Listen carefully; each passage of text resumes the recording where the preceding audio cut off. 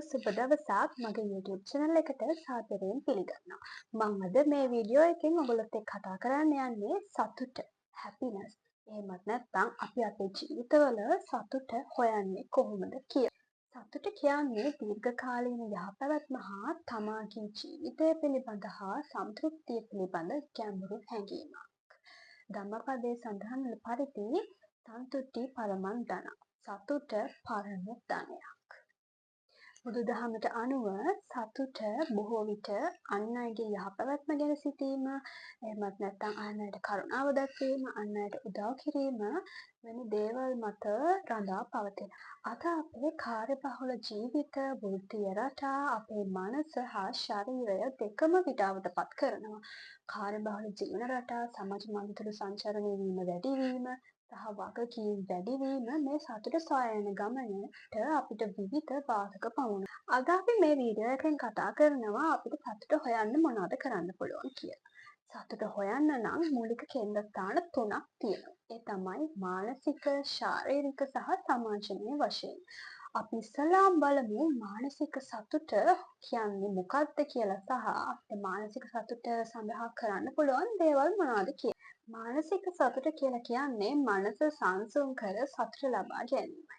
කියන්නේ ආදරය සමග යහපත් සම්බන්ධතා පැවැත්වීම, එහෙමත් නැත්නම් සංසුන් මනසකින් ජීවත් වීම අපිට මානසික සතුට දිගු කාලීනව පවත්වා ගන්න පුළුවන් හේතු කිහිපයක්. ආතතිය, බිය, දුර්වලකම, ඕවර්තින්කින් එහෙමත් නැත්නම් අධික ලෙස සිතීම ඒවා අපේ මානසික සතුටට ඍණාත්මක බලපෑම් එල්ල කරනවා. මම මේ වීඩියෝ එකෙන් ඔයගොල්ලොත් එක්ක කතා කරන්න බලාපොරොත්තු වෙනවා අපිට මානසික සතුට වර්ධනය කරගන්න පුළුවන් දේවල්. ධනාත්මක සිතුවිලි වර්ධනය කර ගැනීම. එහෙමත් නැත්නම් positive thinking.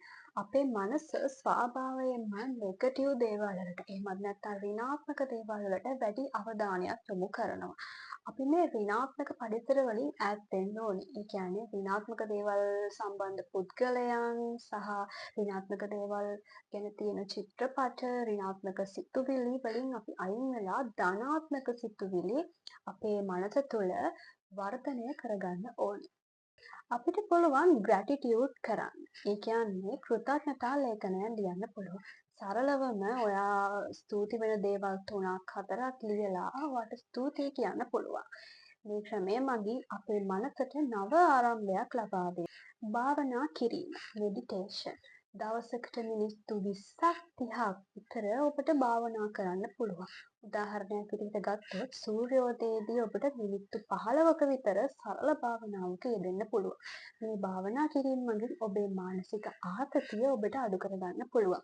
ඒ වගේම ශරීර ශක්තියද වැඩි කරගන්න පුළුවන්. සාර්ථක චින්තනය හා සිතුවිලි පුහුණුව. Successful thinking and mental training. ඔබ ඔබේ ජීවිතයේ විවිධ අභියෝගවලට මුහුණ දෙනවා ඇති. එහෙනම් මේක තමයි සාර්ථකම ක්‍රමය. ඉස්සෙල්ලාම ඔබ කරන්න ඕනේ ඔබේ දිගු කාලීන අරමුණු හා කෙටි කාලීන අරමුණු අඳුරා ගන්න ඕනේ. එතකොට ඒ අරමුණු වලට ළඟා වෙන්න පුළුවන් දේවල් ඔබ දිනෙන් දින ප්‍රගුණ කරන්න ඕනේ. ඒ මගින් අපේ මයින්ඩ් එකේ තියෙන ඍණාත්මක සිතුවිලි අයින් වෙනවා.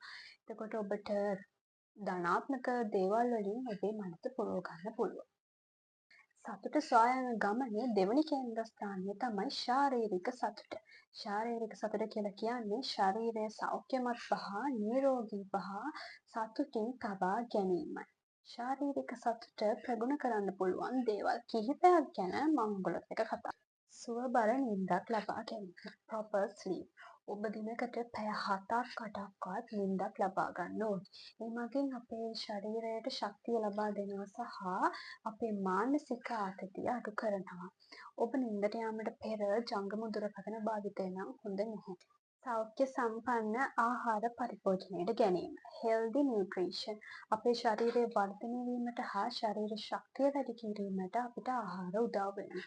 ඔබ දිනපතාම ලබා ගන්න ඕනේ සමබල ආහාර වේලා. පළතුරු, එළවලු, පලා වර්ග, මස් මාංශ දේවල් වගේ දේවල් අපිට එකතු කරගන්න පුළුවන්. අඩුම ගානේ සතියේ දින දෙකක්වත් කොළ කැඳ ධාන්‍ය වර්ගයක් ඔබට ඔබේ ආහාර වේලට එකතු කරගන්න පුළුවන්. අවම වශයෙන් ලීටර් 4ක්වත් ජලය පානය කරන්න ඕනේ.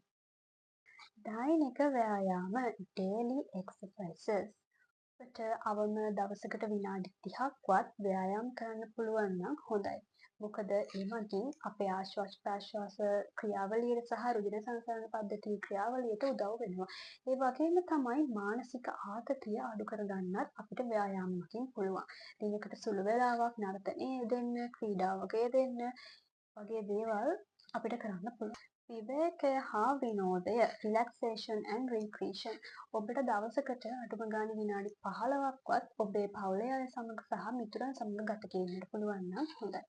ඔබ ආධ්‍යාත්මික පැත්තට නැඹුරු කෙනෙක් නම් ඔබට පුළුවන් පන්සලකට හෝ භාවනා මධ්‍යස්ථානයකට ගිහිල්ලා ඔබේ අභ්‍යන්තර විවේකය සොයන්න. මේ සතුට සොයා යන ගමනේ තුන්වෙනි කේන්ද්‍රස්ථානය තමයි සමාජ සතුට. සමාජ සතුට කියලා කියන්නේ ඔබේ පවුලේ අය, මිතුරන්, යහළුවන් හා සමාජයේ වෙසෙන විවිධ පුද්ගලයන් සමග ඇතිවන යහපත් සම්බන්ධතාවයයි. අපිට සමාජ සතුට වර්ධනය කර ගැනීමට පියවර කිහිපයක් තියෙනවා. අපි විවිධකෙන් බලමු ඒ මොනවද කියලා. ඵලදායීව කාලය ගත කිරීම. spending quality time. ඒ කියන්නේ ඔයාට පුළුවන් ඔබේ පවුලේ අය යහළුවන් සමග ඵලදායීව කාලය ගත කරන්න. ඔබට පුළුවන් ගෙවතු වගාවේ නිරත වෙන්න. ඒ වගේම තමයි ආහාර පිසින්න පුළුවන්, විනෝද චාරිකාවක් යන්න පුළුවන්. ආදරය සහ කරුණාව පළ කිරීම. expressing love and kindness. ආදරය සහ කරුණාව කියන්නේ මානසික සම්බන්ධතා දියුණු කරන සංවේදනීය කාරණාවක්. ඔබට පුළුවන් සරල සිනහවකින් අන් අයට සංග්‍රහ කරන්න. ඒ වගේම තමයි ඔබට පුළුවන් ඔබ අතින් සිදු වූ වරදවල් වලට සමාව ඉල්ලන්න සහ කනගාටු ප්‍රකාශ කරන්න පුළුවන්, අන් අයට උදව් කරන්න පුළුවන්. ඒ වගේ දේවල් කරලා ඔයාට පුළුවන් ආදරය සහ කරුණාව ලබා දෙන්න. අන් අයට උදව් කිරීම helping others. අන් අයට උදව් කිරීම මගින් ඔබේ මානසික සතුට සහ අභ්‍යන්තර සතුට ඔබට වර්ධනය කරගන්න පුළුවන්. උදාහරණයක් විදිහට ඔබට පුළුවන් අසරණ කෙනෙකුට උදව් කරන්න. පාසල් සිසුවෙක්ට පාසල් වැඩ කියලා දෙන්න. ඒ වගේ දේවල් කිරීම මගින් සමාජ සතුට වර්ධනය කරගන්න ඔබට පුළුවන්. යහපත් සමාජ සම්බන්ධතා පවත්වා ගැනීම. Maintaining good social bond. ඔබට පුළුවන් ඔබ ඇසුරු කරන අය සමග යහපත් සම්බන්ධතාවයක් ගොඩනගා ගන්න. ඔබට පුළුවන් ඔයගොල්ලොත් එක්ක ධනාත්මක සිතුවිලි ගැන කතා කරන්න. ධනාත්මක සිතුවිලි වර්ධනය කරගන්න සහ සමාජ මාධ්‍ය ජාලාවන් තුළ ඔබට පුළුවන් ධනාත්මක සිතුවිලි බෙදා හරින්න. තව ඔබට පුළුවන් ඔය කෙනෙකු විවේචනය කරනවා වෙනුවට ඔබට පුළුවන් ඒ කෙනාව ප්‍රශංසා කරන්න. සුසුම් ගන්නා ජීවිතයක්, තරඟයෙන් හා ආතතියෙන් තොර ජීවිතයක් ළඟා කර ගැනීමට සතුට සැනසුම අපිට අනිවාර්යෙන් අවශ්‍ය වෙනවා.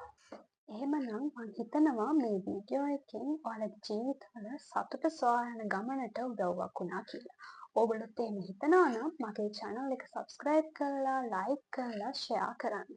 ආයෙත් මේ වගේ වීඩියෝ එකකින් හම්බ වෙනකන් පරිස්සමෙන් ඉන්න.